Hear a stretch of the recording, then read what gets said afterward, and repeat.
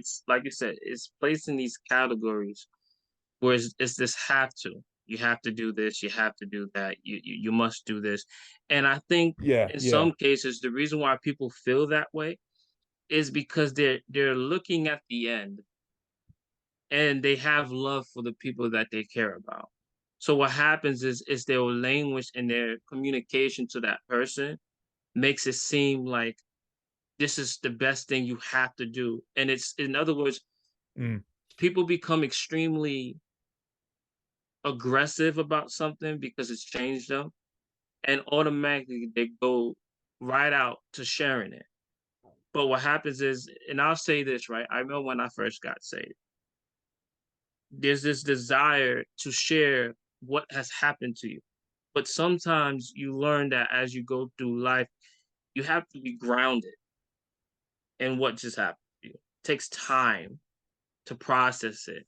But sometimes what happens is you're putting the chariot before the horse, mhm, mhm. right?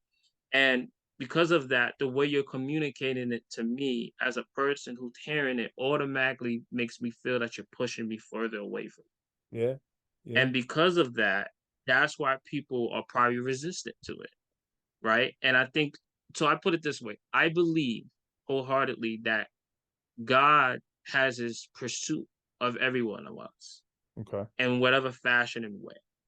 So outside of what you're hearing from the average person that you hear in the train or in public, God will knock at your heart individually. I believe he's going to do that, right? Because there's a passage where he says he doesn't want everyone to perish, but all to be saved. So, and part of doing that is that he has to, his pursuit for you to search him out in some way or some fashion is going to happen.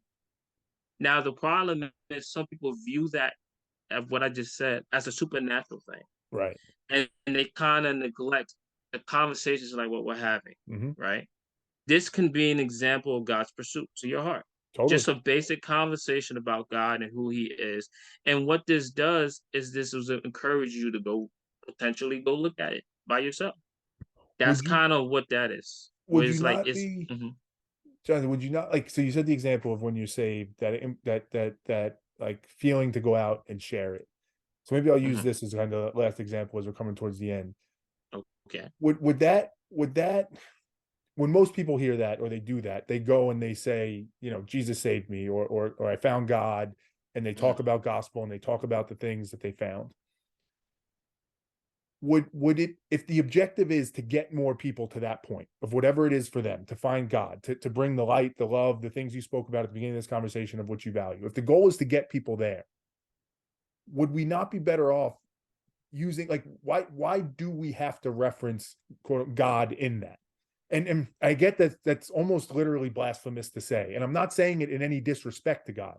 I'm almost Mhm. saying it where if that term turns people off, and this is back to where we were, where the categorization, the putting the labels on it, it's inefficient in some ways. Why not just go to somebody and say, you know what, I realized that I should be living a life where I'm constantly trying to be a better person, where I'm looking for love, where I'm trying to grow, where I'm trying to have compassion for other people. Use those words rather than like, I guess I'll put it in the most provocative way I can as we end, and I mean this with all due respect. I'm genuinely curious. Like, why does God need the recognition? Why does God need us to mention Him at all times? If what He really wants is for us to find that light and that love, why not just take whatever path gets us there? And it doesn't have to be through referencing stories of Jesus or God. If that works, great, do it. That doesn't um, try and state that Jesus wasn't real, that Jesus isn't God. I'm not stating that, but it's just, if it's really about getting people to that point, why does so much of it seem grounded in giving God credit for all of it? Why does he need that credit? That I can't answer directly, but I'll say what is stated was stated in his word, right? In one instance, we all have the breath of life because God breathed the breath of life. So there's this pursuit and desire to do some form of worship, whether it's to God or it's to things. And we see that through the Old Testament with this worship of idolatry. Another thing is when it comes to Christ being the center of everything, is because when we give glory to Christ, we're giving glory to God. And it has to be a separation between all entities and him, right? It goes back to the Tower of Babel and the confusion of languages and the different belief systems that exist out there. And this whole story between Israel and the rest of the nations and him choosing Israel few in number, it's there's a lot of complexity to that question. There's no way of Mhm. answering it within one or two sentences. But the best thing I can say in regards to why it has to be Christ is because I put it this way, and I looked at this in the most logical sense.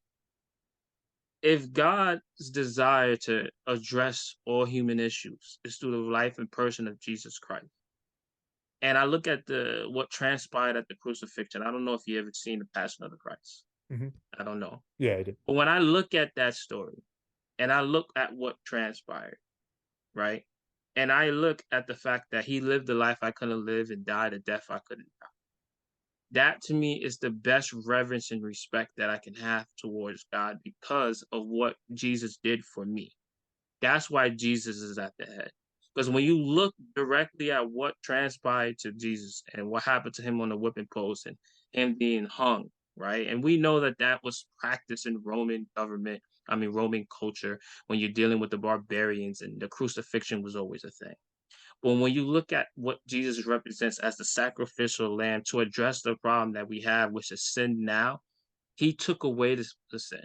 So if he took away the sin, why shouldn't he be glorified and acknowledged and exalted? I don't disagree at all. I think if that's what works, again, this doesn't say Mhm, he is mhm. not who you say he is.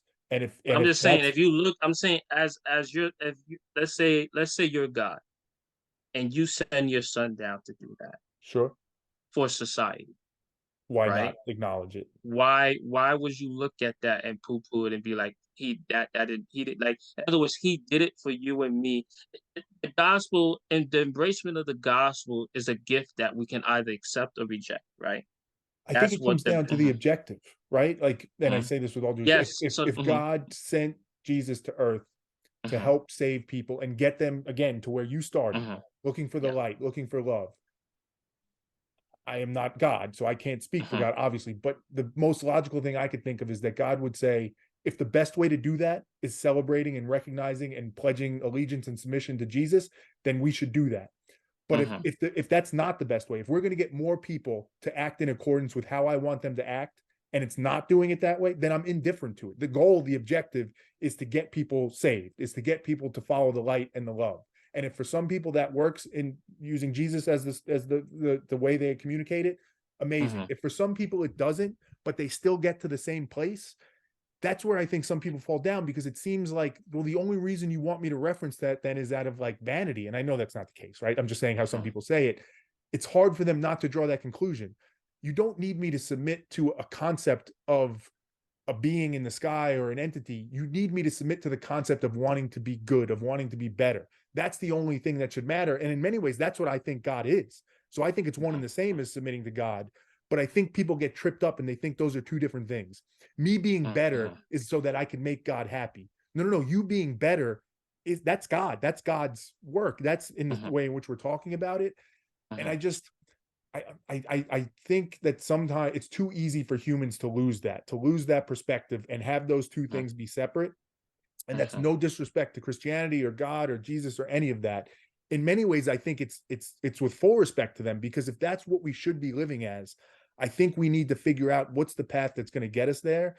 And I think there's a lot of people that would say the way we've been doing it with the institutions and the rules and the labels and that it's not getting us there. And maybe there's a different way. Now that's, can I say that mhm, with any certainty? No. Who am I to say that? How arrogant would I be to mhm, believe that I know the better way to do mhm, it? But I mhm, think questioning these things, which is why I appreciate this conversation with you so much, Johnathan. I don't know the answers. You know the Bible and the gospel way better than I. It's very likely that the things you're mhm, saying could be true. I think us just exploring it in a more open, honest way, I can't imagine God or Jesus having an issue with that. I think mhm, if Jesus were to be able to say, again, not to speak from in a blasphemous way, but if you never mention my name again, but more people follow the word that I wanted them to follow, I am totally good mhm, with that. That's what I want. It's not about my name. It's about what we mhm, want people to get to. I think that mhm, concept is something that we lose, not you, but I think that we lose mhm, too much. I think if mhm. anything, you're embodying that. That's what I Mhm. hear through your words and the way you're speaking, is that Mhm. that's where your priority is. I want to live the Mhm. life that Jesus lived. I'm not here just to promote somebody. I'm here because I Mhm. actually believe that's the right way and that's what he wanted.